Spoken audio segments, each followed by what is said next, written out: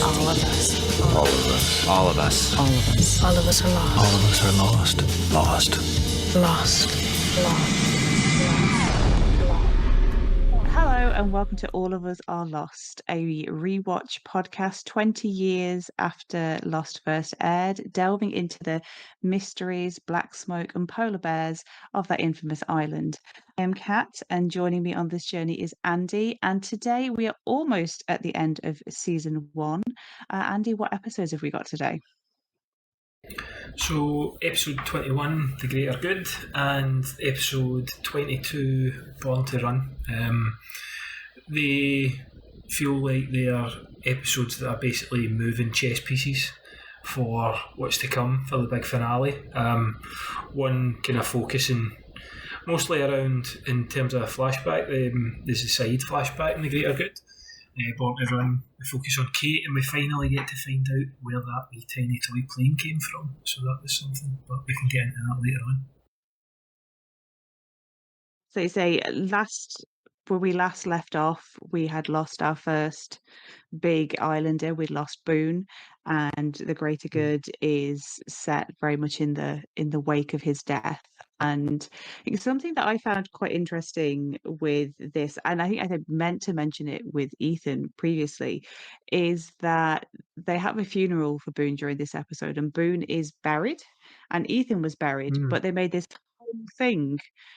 whole big stink in one of the first episodes about the dead passengers in the fuselage, and that they had to burn them because like the bodies were going to bring balls and other things. So I was just wondering what your take was on the fact that they've now taken to burying the dead rather than burning them. I think maybe one of the aspects of that could be the fact that they've not been getting any more, and maybe attracting more would not be a bad thing. It's use them as like almost like a way of entrapping them. But it could possibly also be down to them being a bit more accepting of fate on the island. Like the burning of the fuselage and the burning at the start of the series was also a way for them they thought it would be a way for them to try and get a signal out or get like a plane to spot them or a ship to spot something. And they were actively trying to get off the island. Obviously they still are at this point, but there was more of a concerted effort from everyone to get off. It could be with burying, they are more accepting that they're going to be here for certainly a little bit longer, if not more permanently. And if you have a kind of final resting place for a loved one, maybe for Boone it was more of a sort of final resting place for him, whereas Ethan it could have been used to attract more. We could have it both ways maybe.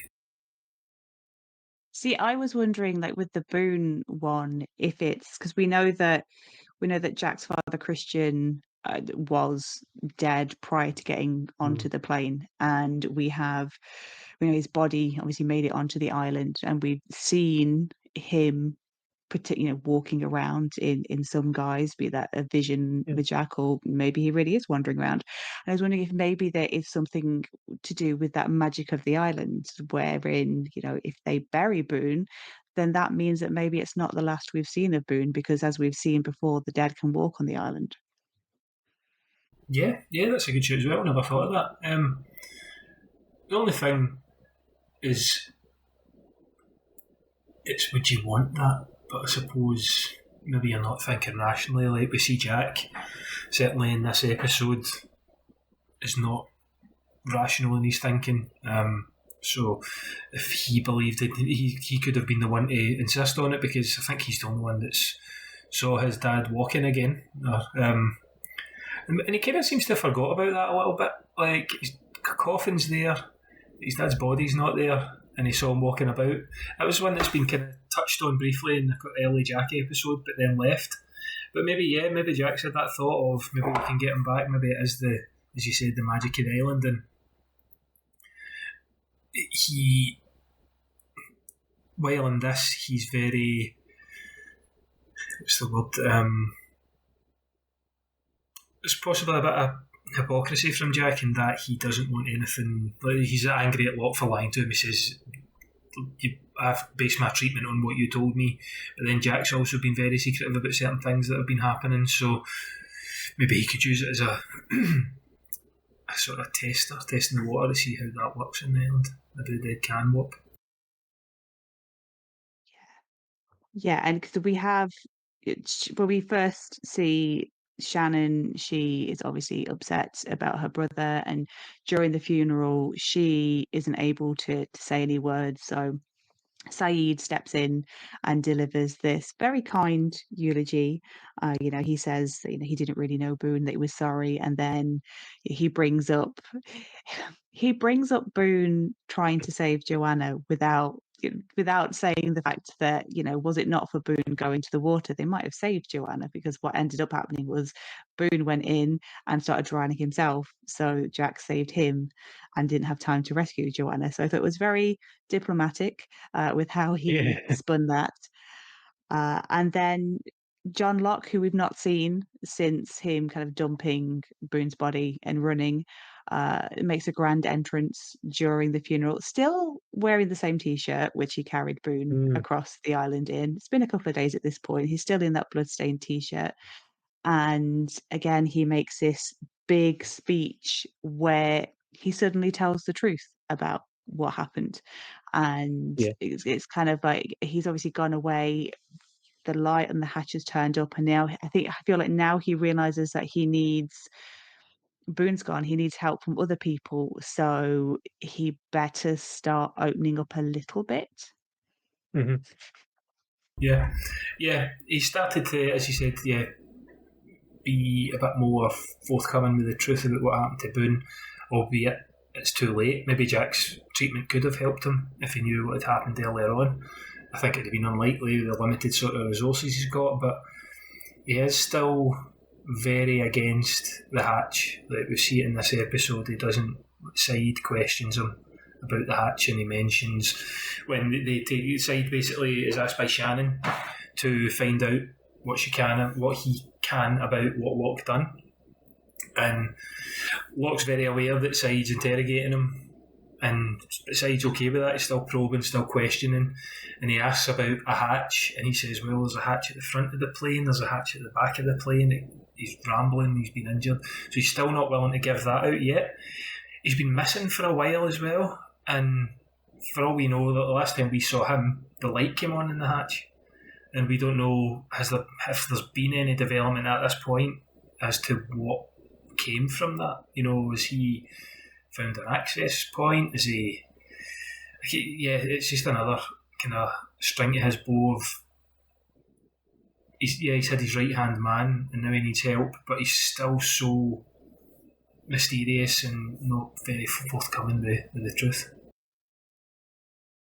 I do love that whole interrogation scene between Locke and Sayid, because we've seen Sayid interrogate before when they needed to get information out of Sawyer, and it was a very different sort of interrogation. It was very torture based and physical, but this is a lot calmer.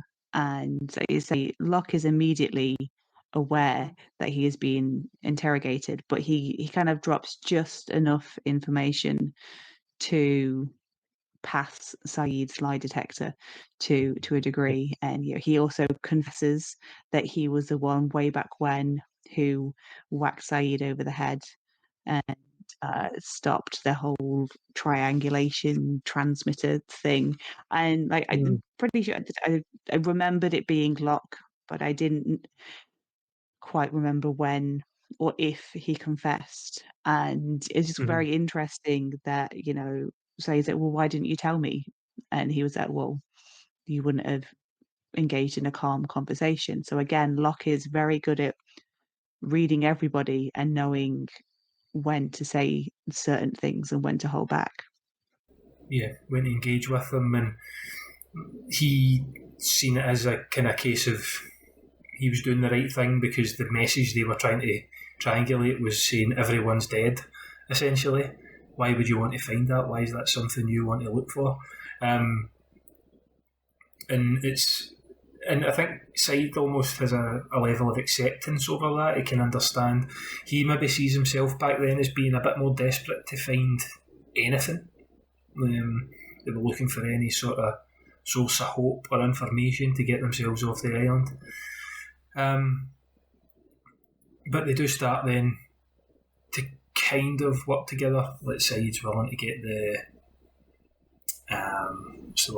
he's want to get the radio and try and find if there's anything in the radio that would be able to help him with with making some sort of contact with the outside world.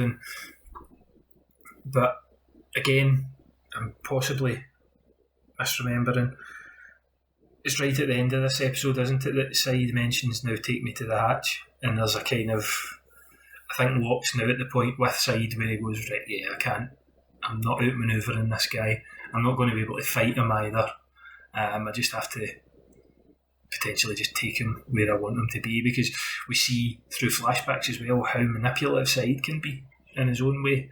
The whole story with him and being involved with the CIA and meeting an old school friend, Assam, and working that way, and how he's able to convince him to go ahead with a bombing that the guy's clearly terrified to do. And Locke has just got to the point where I think he's accepted his fate with Sayid. Maybe try to contain it that way, accept Sayid as it, and then move on from there, tackle it as it goes. But it's an interesting dynamic, because it's not a two characters that we've seen a huge amount of interaction with. This is probably as most as I can remember, to be honest. They do have, because Locke's been gallivanting with Boone, and Sayid has been very kind of hands-on with the group a lot, and I also had his kind of his exile for a couple of days when he was trying to map out the island after he tortured Sawyer. So it was good seeing the two of them bounce off each other, and it's almost like another adversary for Locke. He's building them up as well as his own sort of posse that he's trying to bring. Yeah, and I think we see with he has a conversation with Shannon where he's like saying, "Oh, well, maybe I, better told like Boone not to come hunting," and he can see that he's trying to work in with Shannon. Right. But Shannon also, as we know from her flashbacks, is also very good at manipulation, because she spent a lot of her life manipulating Boone into giving her various money, and she kind of sees through what he's doing, and that is when she goes to Sayid and is like, "John Locke, he killed my brother," and then she tries to take revenge against Locke, and then it's Sayid who kind of stops that. And I kind of guess that's kind of always the end, or at least that's a big issue in the relationship that was there with Sayid and Shannon, because she doesn't particularly want to talk to him towards the end of the episode. But yeah, I guess that's proving to Locke that Sayid's willing to go against the woman who he is romantically involved with to save him. Yeah, it was interesting, that sort of passage, because Jack's been overworked and Kate's trying to convince him to sleep, and she ends up having to drug him, I think, put sleeping pills in his water or something, or in his into his juice. And I remember thinking, why the hell have they got juice? Yeah, like, surely if anything that would go to the baby and keep it with sugar and something like sustainable for it. But yeah, it's juice as if he's kicking about with juice boxes and all to help with that. But yeah, and it's interesting, I'll come back to this as well, because it seemed to me that Kate was by Jack's side the whole time while he was out. She was there when he got up, and she was there when he passed out and went to sleep, and the keys went missing in that time. We'll touch on it in the Born to Run episode, but it's interesting that Shannon's managed to also get that off of Jack. Maybe there's something that we've not seen happen off screen, and as you said, Shannon's very manipulative, but you would think maybe Kate would be too clever for that. Possibly not, though. Maybe it's again a case of underestimating Shannon. She gets the chance to shoot Locke, and she does take it, just doesn't manage to hit the target she's aiming for, and lucky for Locke. I think is it a shoulder wound he gets? Is it even as bad as that? I can't remember. But a graze on his ear. He's getting. See, yeah. He gets the Donald Trump. He gets the ear. Just kind of, yeah. Or yeah, I'll move on for that. So it's it's an interesting character choice for her as well, because she only really had Boone, then she had Sayid, but she's used Sayid to her own sort of whims and has went against him, and now it feels like she might have nobody. Like she isolated herself so much. I'm not sure Sayid would give up on her, but is she such a stubborn personality that she would push him away to her own sort of detriment?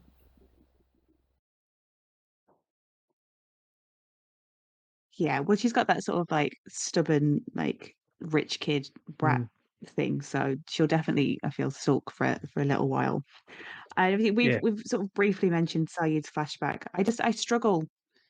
I think I struggle with Sayid's flashbacks, and I think the reason I struggle, and I struggled on my first watch of this, was because I was a big 24 watcher, and 24 was around at the same time as Lost, and obviously that's all to do with like the CTU and terrorists and stuff. And this episode, it's for Sayid, very much felt like he was trying to kind of be a bit of a Jack Bauer, like he's got to go undercover with the terrorist cell and give intel. So his flashback didn't really do a huge amount for me. I mean, I thought it was interesting how far he would go. And I guess you could say that his actions early on in the island are a direct reaction to the guilt that he felt over what happened, because this is what he was supposed to get on a plane, and then he wanted to bury his friend as per his religious beliefs. So he said, "Get me a later plane." So that's obviously how Sayid then ends up on the Oceanic flight, which means that the plane crash is what 2-3 days after he's done this. The torturing of Sawyer is a week after this. So it's interesting to put into context, how his behavior could have been influenced by that. Yeah. And I think it's difficult with his flashbacks as well, because at the time we're seeing a kind of burgeoning relationship with Shannon, whereas in his flashbacks it's all about finding Nora, and we've not really seen enough of their relationship to fully flesh it out. I mean, is this only his second flashback episode? So we knew that he knew her from school, or knew her from when she was younger. Then he helped her escape, and then he's been looking for her, but it's all very, I mean, you're talking half an hour of screen time maybe for that in total. So it's quite difficult to get on board with that he's, because of his kind of the determination he's got, but we've not seen the developed relationship, which I'm assuming we probably will see more of that as we go forward. We've not seen the developing relationship that's got him to the point where he's basically searching the globe for her. And he can't be doing too well, because was he not in the States? And then she was in the States, and he's been jumping about everywhere, and she's just kind of been like a lecturer somewhere or something like that. Like, I'm not 100% sure on his. I mean, he's clearly a good interrogator, maybe not a good hunter or bounty hunter, sorry, but what's the word if you're not interrogating? You look for someone hunting. I suppose you can choose hunting. And yeah, I think that just makes it stick a little bit.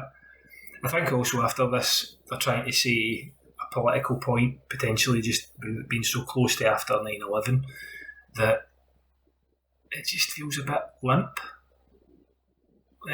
Like it's not, he's got his friend Assam, who's part of a group in Sydney who are going to conduct a terror attack, and there's sort of, it doesn't go fully into the persecuted Muslim man that Sayid clearly is being placed as because of his skin colour, and he said, I'm Iraqi, I'm not a terrorist, and it doesn't really fully flesh it out again enough, and it just feels a bit like, look, we're showing ourselves to be very forward thinking, but kind of just not landing it very well, but flat.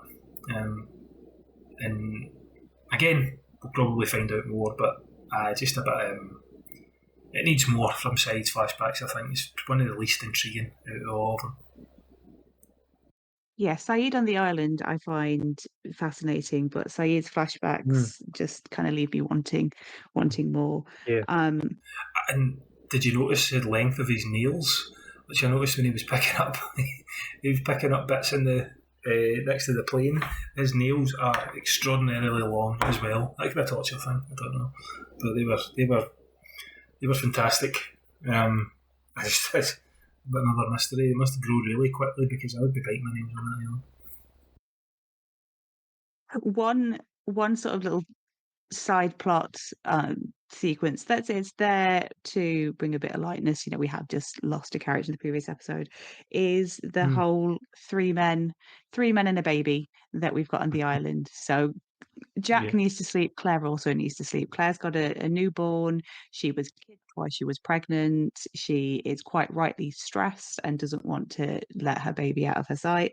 But Charlie eventually kind of convinces her that he will take him. But the problem is that baby who doesn't have a name yet, and Charlie is lovingly calling Turnip Head. Turnip Head won't sleep, won't stop crying, and so he's trying everything. Then Hurley comes in and I mean screams in his face. He's singing the song, but it's very, very loud. But the magic touch is Sawyer. His southern drawl soothes little Turnip Head. I think it's just like I say, a little Three Men and a Baby sort of remake happening on the island, as these childless men try their best to calm this newborn. And I think it's adding again a bit more to Sawyer. He's developing relationships all over the island, whether it be with Charlie, Hurley, and Turnip Head. And it is a nice week. Like some of the sort of side stories we've had have felt a bit tacked on, but I think this one kind of fits. He's still working hard on the boat with Michael and Jen, and I like how Jen just completely, when Charlie comes up to him with the baby, he's like, "It's soon here," and he's going, "Baby, need help with it," and Jen's like, no, and just fogs off. That's it, plenty, that's enough. I like that, I kind of like that bit, but it's nice that we're seeing again another softer side to Sawyer. Harley's always at the centre of the sun from a comedic element, but it's good that it's able to branch out a bit more. And again, we're seeing more of Charlie. He's trying to. No, I think I'm going into the next episode. Calm myself there. So he's almost the sort of de facto dad to the baby. He's developed such a close relationship with Claire, and it seems they've managed to bring Claire's paranoia's maybe subsided a little bit because she's seen how the group are interacting with her, because she didn't know who anyone was. But Charlie's managed to get himself alongside her again and have that sort of happy, almost couple relationship that they've got. Yeah, it's really nice. And then as the episode ends, obviously we've already mentioned, Sayid kind of confronts Locke and says it's time to see the hatch. But before that, he tells Locke that he thinks that he is the best chance of survival. So in their limited interactions and in that limited interrogation, Sayid has drawn the conclusion that Locke is potentially the one to follow, which again it's kind of been this theme throughout the series of like Team Jack and Team Locke, and it feels like Sayid has just announced himself as Team Locke, whereas before he seemed very much Team Jack. And it's I think it's the second sort of vocalisation of that we've had in the series with Charlie. I think Jack asks him about Locke, and he said, if there's one man I would expect us to help us get off this island or to help us survive, so I'm sort of taking off the top of my head, it would be John Locke. So those are two very influential characters on the island as well. I think Kate's always certainly seems like she'll be loyal to Jack to a degree, as long as it doesn't cause her any harm. But if you've got someone like Charlie who could potentially sway people to the side of Locke, you've got someone like Sayid as well, exact same, very influential people, probably followed by a lot of the survivors on there. It's interesting that they've vocalised a kind of a belief in Locke that might not be something Jack might not be too keen on. Yeah, I mean, I'm not particularly sure that I would be trusting John Locke. Yeah. I love John Locke, but I'm not sure I'd be trusting him too much. So, No. but yeah, and then we get on to our second episode, Born to Run, which, Mm. in a change up to what we've seen in the last few episodes, starts in the flashback. I think a lot of Kate's flashbacks start with her before and then join her on the island. And this is one of them. We see, her check into a motel with, I mean, one of TV's worst blonde wigs I've ever seen. Mhm. And then she magically disappears into the bathroom, uses a home dye kit, and comes out with that lovely brunette hair that she has. I mean, that would not happen. You Mm. cannot go from blonde to brown without at some stage hitting ginger. So she's done very well to style that out. Yeah. And then we see her get a note, and then we see her upset, and then we kind of then get to the island. So it's the case of like leaving a little cliffhanger before the episode is properly plotted in a way. Yeah, it was an interesting opening because the way it was shot as well. Like, we don't see Kate's face until she's actively in the shower with the dark hair, and I don't know if it was trying to maybe throw a curveball for you, and maybe you're thinking it's Claire or something that's doing this, and she's got all these different registration plates, number plates in the back of the car, and she's stealing things, and she's acting like a sleuth, and it was a very strange opening, and I don't know if it was done intentionally as a sort of bait and switch, but it felt weird. I don't know. I felt that, like, the first time I had to rewatch, and then I watched it again just for a kind of note taking thing, and it just struck me as an odd way to open. I don't know if you thought that as well. Just, it was weird, isn't it? Like, it didn't feel natural. It just felt as if they were, because they have so many mysteries, that let's have a wee 30-second one where we throw people off a little bit. It was so odd. Yeah, it's that whole thing of, we know that Kate has been and is on the run for a certain amount of time. And yeah, this is them showing that, she was a master of disguise. That's how she managed to evade the police. Look, we've even tricked you, the audience. But that's blatantly a wig. Will also say, when she checks into the hotel, she gives the name Joan Hart. And later on we meet, I think it's Kate's mother, who is played by the actress who played Aunt Zelda in Sabrina the Teenage Witch, and Sabrina the Teenage Witch was played by Melissa Joan Hart. So that tickled me. That tickled me greatly when she checked in under that name. It was well, no, I don't know. I mean, I guess I don't know if it was intentional or not, but it feels like it might have been. It's I seen when she was sitting there. I mean, she was sleeping. I thought that looks like Aunt Zelda from Sabrina. Then when she turned round and opened her eyes, I thought, oh no, it's not her. And I didn't bother checking. I should have double checked, but I just thought, no, it's just been a sort of trick of the light. But yeah, and she's called herself Joan Hart. Again, surely they've got to thought of that, because that's uncanny if they've managed to slip that in accidentally. Just some sort of, not butterfly effect, but Mandela effect, these type of thing. But it's an okay start.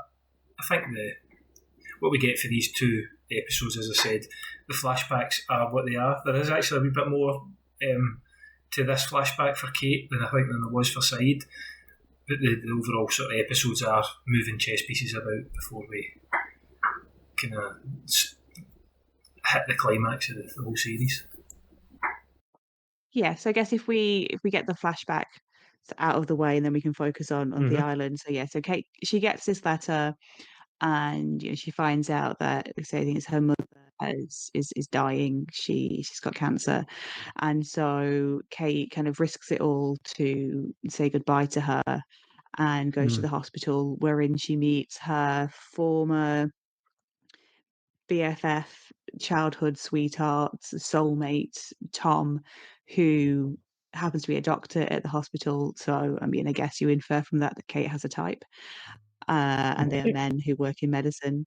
And she kind of drafts him in to orchestrate a meeting because there's a Kate's on the run, so therefore they have marshals stationed outside of her mother's door. So he comes up with this convoluted thing to get them alone together, but he can't do that for several hours. So they spend this time reconnecting with one another, and it's kind of this bittersweet sequence where they were clearly in another timeline would have been married with kids, but through whatever happened that we still don't quite know, it split them apart, and now he's got a new family, he's got a wife, he's got a kid, but he's still clearly still in love with Kate.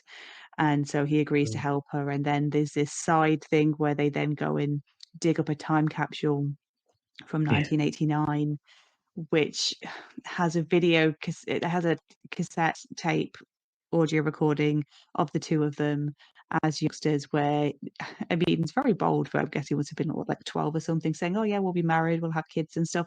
12-year-olds thinking like that. I mean, clearly one that needs to yeah, yeah. It's clearly one that's got to hammer home that like emotional devastation for what happens later on. And yes, inside the time capsule, we have that plane. So we now know who the plane belongs to. And in knowing that, we then seal his fate, because the meeting with Mum goes wrong.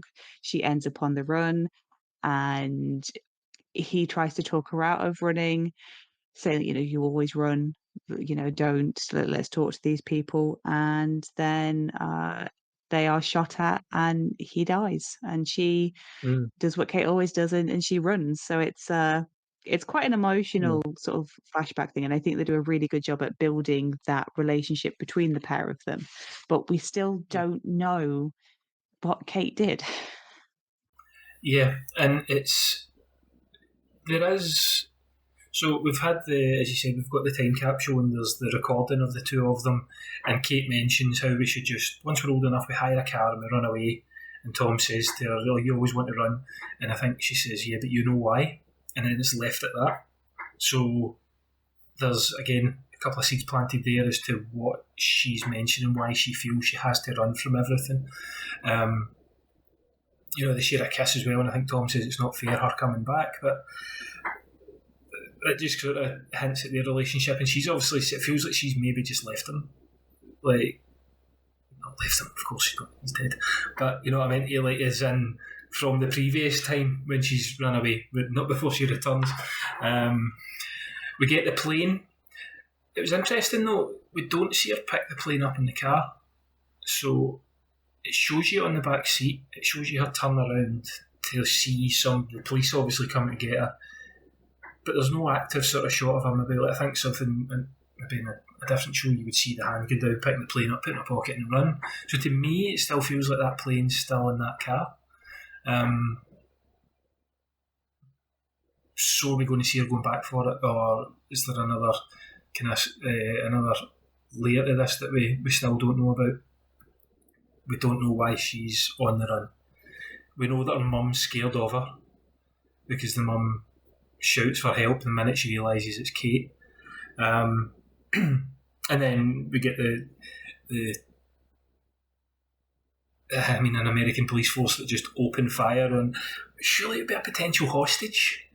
Like, it's a doctor in there, they should have communicated, but no, fuck that. Bang, just take them out, doesn't matter. Our safety first. And yeah, it was a very good flashback. It helped us find out part of a mystery, certainly with the aeroplane. I think there's still more behind that, because we still know it's been in a lockbox at some point as well. And as you said, it developed the relationship between Kate and Tom really well, much better than what we had in the last one with Sayid and Nora, and we've got to have this attachment for the two of them. But you can feel Kate's pain in that, and it harks back to where she was saying to Jack, it belonged to the man I loved, and then he finally got it out of her that it belonged to the man which she says she killed. So she obviously feels she caused Tom's death, she was partly responsible for it. But it was both, it was the man she loved and the man she killed. So that's kind of wrapped that up a little bit for us as well. It was also exciting to hear that, she's a Catherine, she's a fellow Catherine. There's not many of us on television or in film, and historically, when they are not the nicest. I'm thinking, Cruel Intentions and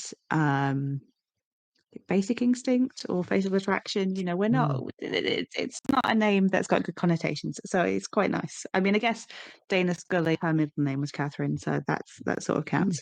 But yes, on the island, Kate is starting to realize that maybe she doesn't want to be on the island. So she has been very keen to stay on the island until she realizes that when they get rescued, they're going to be all over the news, and she's a wanted fugitive, so that's going to spell trouble for her. So then she starts trying to get her way onto the raft, and to be honest, she does sound like the better candidate to be on that raft. She mentions that she's had like say, she's worked on boats and things, and Sawyer's on there because he's bought his way on there. Like if I was Michael and I wanted the best chance of success, I would probably be looking at who has the right skills. So Jin can fish. Yes, he can come on. I don't think what's Sawyer going to barter with at sea. And then obviously that then leads to a whole big thing where Michael gets poisoned and Kate becomes the prime suspect. I mean, it doesn't help the fact that in the previous episode she drugged Jack, so she is immediate, the immediate person thrown in. But I think it's quite interesting that there is that whole thing. So yeah, I feel that Michael could plan that raft a little bit better than he has done.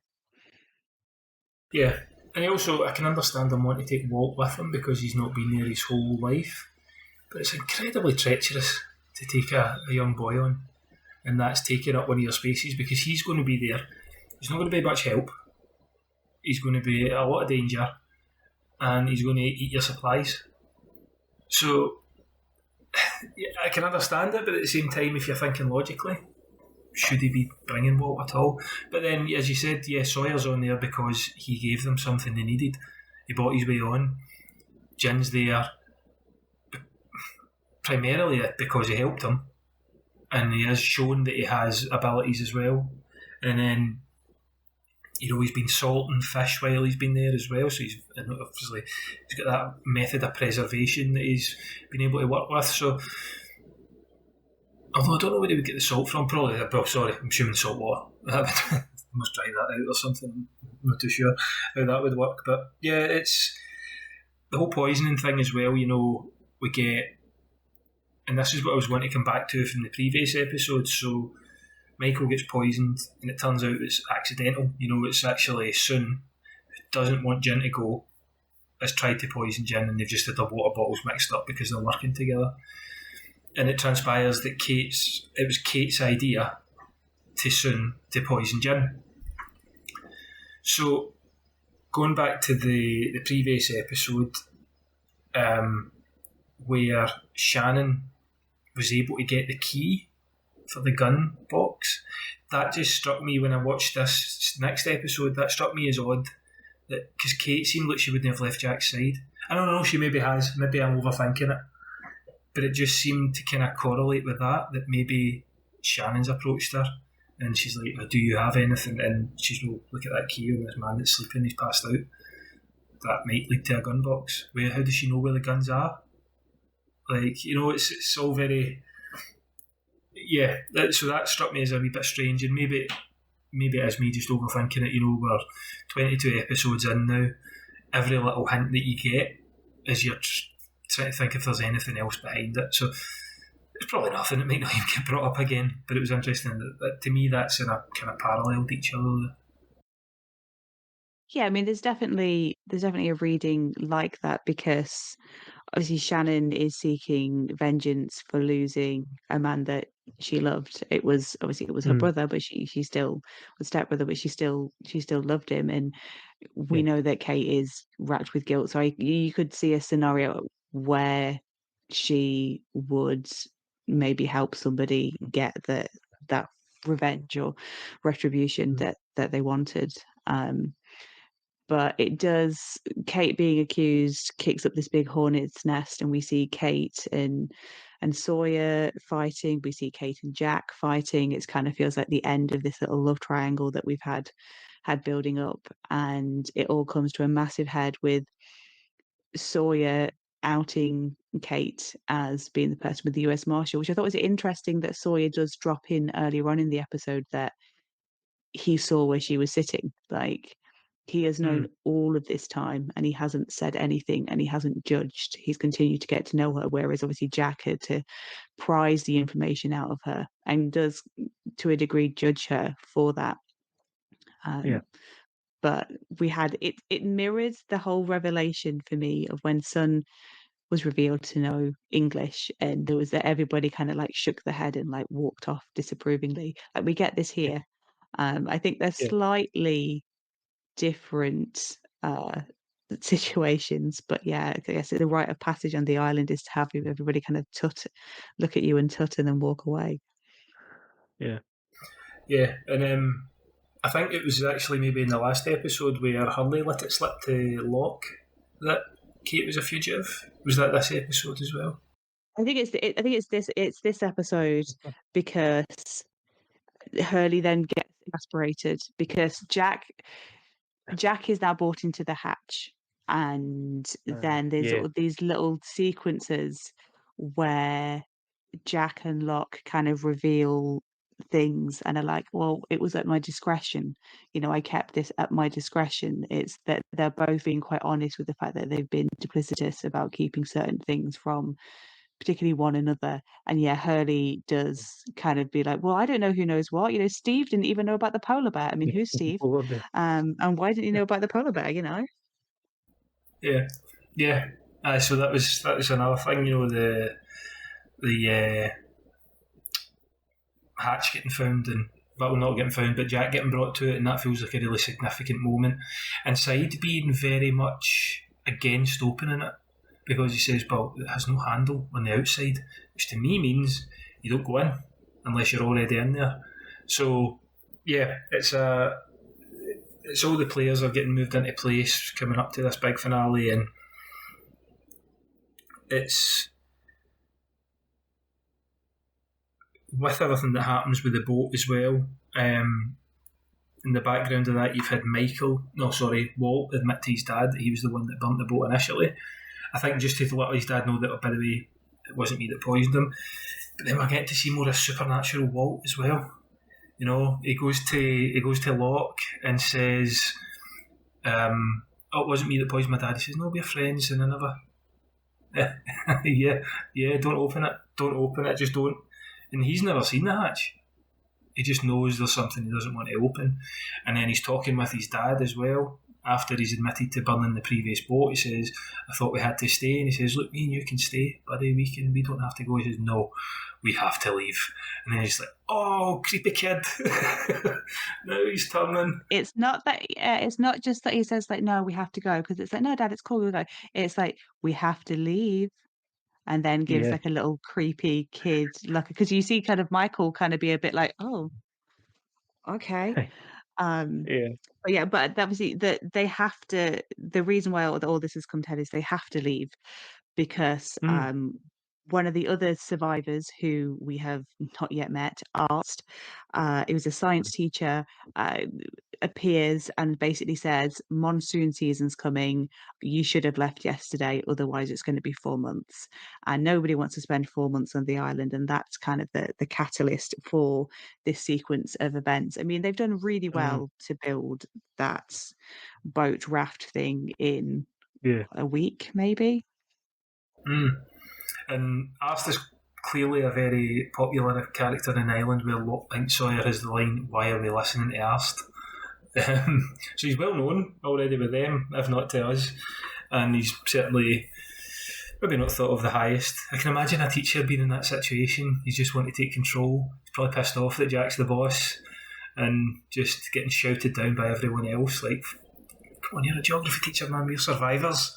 And yeah, he just gets completely kiboshed by Sawyer. But it is, again, as we're saying, and I've repeated myself a lot in this one, it's everything moving into place. The boat's getting ready to go. Other folk have found the hatch. We've got potential for other stuff going on in the jungle, and people being a bit duplicitous with each other. Like, as I said, Kate teaching Soon how to poison gin, and it's coming to a head, really, and you can certainly feel it in this episode. I think they've done well to hold themselves back a little bit from jumping in when they know they're sort of right on the edge. Yeah, after the whole Boone storyline, it kind of felt that they could have sprinted, to the end, but they haven't. They've taken a pause, they've taken a breath. As you say, they've kind of shuffled some of the players around. Shannon and Sayid are at odds. Jack, Kate, and Sawyer are kind of on the outs. Walt and Michael are now firmly together. It seems that there's been a definite line drawn under Jin and Sun. So it's kind of moving everybody into place, ready for the season 1 3-part finale. But amongst that, we have that lovely little family that we mentioned, because they definitely feel like a family in this episode of Charlie, Claire, and still Turnip Head, because they're, whilst everything else is happening around them, they have this very domestic little setup. She's cutting his hair, he's inspired to write music again. I mean, he's composing, he's building an album, because everybody is going to obviously have been bereft that the guitarist or bass player from Drive Shaft has been missing at sea. So their record sales are going to have gone through the roof. So he's working on new material. What Monster Eats the Pilot is going to be the hit. Yeah, that's going to be the hit single when he gets home. And it's just nice to kind of see that amidst all this chaos, they kind of have just like hunker down and become this little family unit. Yeah, Claire's cutting his hair, and he just seems to have a sort of new lease on everything now that he's got Claire back. He's kicked the drugs, and they've just got a nice little domestic situation. He's expecting to go back to millions. I kind of think, but if you came back from the dead and your brother had taken all the money, would you be allowed it back? I don't know if that would be allowed. I don't know if you could just claim it back as sort of post-mortem royalties. But yeah, it's a nice little moment with them as well, and they are out of all the relationships on the island, they are the one that certainly seems to have the strongest bond, and as you said, familial bond that they've got with the three of them, and that can only be a bad thing for them going forward. Yeah, I mean, considering that we know, Charlie doesn't yet know, we know that there is a lot of heroin on the island, and he's an addict, and when you're an addict for life, but he's only really been clean for a couple of weeks. So it's still very much a massive pile of temptation waiting just through the jungle. Mm-hmm. And Claire's still got, she's had the baby now, and we know that's a target, or it was a target, or it still is a target. It's the happy domestic situation you've got. I can't see lasting very much longer, but you never know. Maybe that's us thinking that the lost will be a bit too dark, but yeah, probably will. Speaking of dark, we did lose a character in this episode. We lost Tom, the love of Kate's life. We'll do a little life after Lost for Tom, who was played by Mackenzie Astin. He's done a lot of TV. I mean, the biggest ones I could find he's done a lot of like one episodes, but his biggest kind of arcs were 4 episodes on You, 11 episodes on Scandal, 6 on Homeland. He was in all 10 episodes, I think, of Teenage Bounty Hunters, and then also 7 episodes of The Blacklist. So he's one of those kind of like jobbing TV actors. But I mean, just those alone, let alone adding in Lost, that's quite if that's your life, you're not, if you're never like a main lead character in a show, just to be able to have a CV where it's all of those top quality shows, that's not a bad innings. Yeah, I think the only one out of those I saw is you. Excuse me. What series was it he turned up in? Do you know? I don't know. He plays a character called Gil, and I can't remember if Gil's the therapist from the first series, the one that Okay. Beck kind of has the affair with. I am due a rewatch because I'm not rewatching enough programs. I'm due a rewatch of you ahead of the season, the final season, in April. So Yeah. I will report back and I'll do the Leonardo DiCaprio meme and be pointing and it's Tom from Lost. Yeah. Poor guy. And he's only in 4 episodes of you, as you said. Season 3. I'm due a rewatch of that as well because I watch you. I assume he dies. Everyone dies in you, doesn't they? Like, it's what happens. Like, if you come across that character, forgot his name as well, then you're pretty much going to die. Joe, that's the one. Yeah. So he's probably died in that. Spoiler alert for you, season 3, episodes 1 to 4. But yeah, I think that is us primed nicely for the three-part season finale. I mean, just the fact that it's got 3 parts to it, it's a little bit greedy. But then there is so much still to maybe tie off. I think at this point they knew they were getting a second series, but you still have to tie up some aspect of it, otherwise you're going to risk alienating people. So I'm intrigued to see what answers we get, and in the meantime, we would love it if people could, rate, follow, subscribe, all that jazz to the podcast and videocast if you're watching on YouTube. And yeah, we will see you for Exodus. That's 1 to 3. But in the meantime, Andy, where can people follow you on the socials? You can get me on Blue Sky and Twitter at Nowhere Andy. I have an Instagram, just look for Andrew Connor. I have a TikTok as well, which I share some of the stills from the All of Us Are Lost episodes. And again, just look for Andrew Connor. I don't know my username. It's got, I think, like 10 numbers at the end of it because I've never changed it. So have a look for that. And yeah, that's where you'll find me. And I am on Blue Sky at just cathughes.bsky.social and Letterboxd and Instagram at Gizmo And yeah, we will say, come back in a couple of weeks for the finale. It's going to probably be a long one because there's 3 episodes to cover. And let's hope that some of these mysteries get tied up.